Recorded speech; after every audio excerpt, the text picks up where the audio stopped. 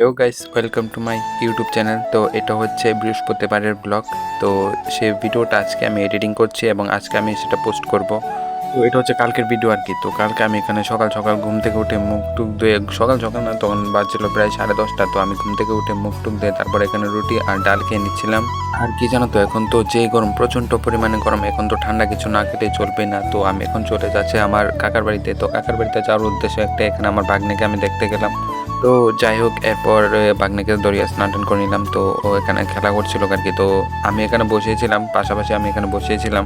তো ক্যামেরাতে দেখতে পাচ্ছে না যে ওর এখানে ভিডিও রেকর্ডিং হচ্ছে, তার জন্য ও দেখো কিভাবে হাসছে, দেখো না, মানে ওর হাসিটা দেখতে আমার কাছে খুবই ভালো লাগে।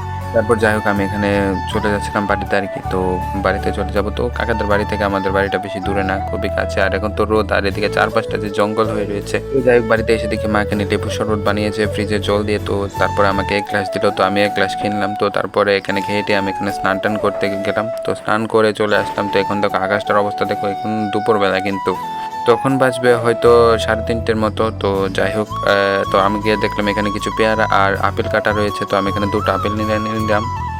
তো এর কিছুক্ষণ পরে আমি এখানে ভাত খেতে বসে পড়লাম। এখানে নিলাম লবণ আর নিলাম কিছু শুকনো মরিচ। তো প্রথমে আমি শুকনো মরিচটাকে গুঁড়ো করে নিব। আর এখানে দেখতে পাচ্ছ যে পেঁয়াজ কুচাই আর এখানে রসুন ভালোভাবে ভেজে নিয়েছি। আর ভাত কিন্তু সেটা গরম গরম ভাত ছিল। যখন আমার কিছুই খেতে ভালো লাগে না, তখন কিন্তু আমি ভাত মূলত এভাবে খেয়ে থাকি। এভাবে তোমরাও খেয়ে দেখো, খুবই স্বাদ লাগবে বা মুখে স্বাদ ফিরে আসবে। তো যাই হোক, আমি ভালোভাবে এগুলোকে মেখে নিলাম। আর সাথে দেখতে পাচ্ছ যে এখানে লেবুর রসটাও নিয়ে নিলাম, লেবুটা চিপে।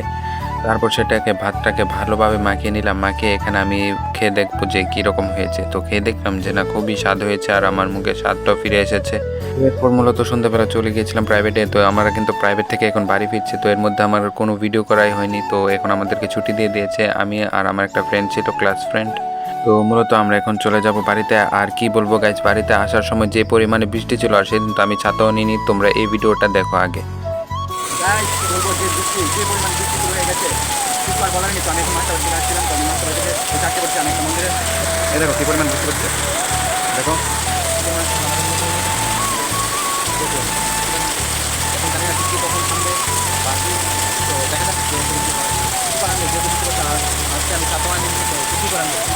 আমি জানি না যে আমার বয়স, আমার কথা বলতে বুঝতে পারছি না, কারণ আমি এখন এই টিনের উপর করে টিনের নিচে বসে আছি। তো তোমাকে আমার কথাগুলো শুনতে পাচ্ছি কি আদৌ শুনতে পারছো কি না তা আমার জানা নেই আর কি।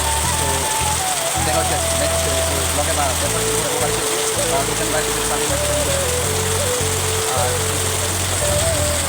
তো এর মধ্যে কোনো আমার আর ভিডিও করা হয়নি। তো আমি এখন বাড়িতে চলে আসলাম। এখন না কোন সময় আসলাম, তো এসে ভাতটা তো কিনে নিলাম। তো তোমাদের দিনটা আজকে কেমন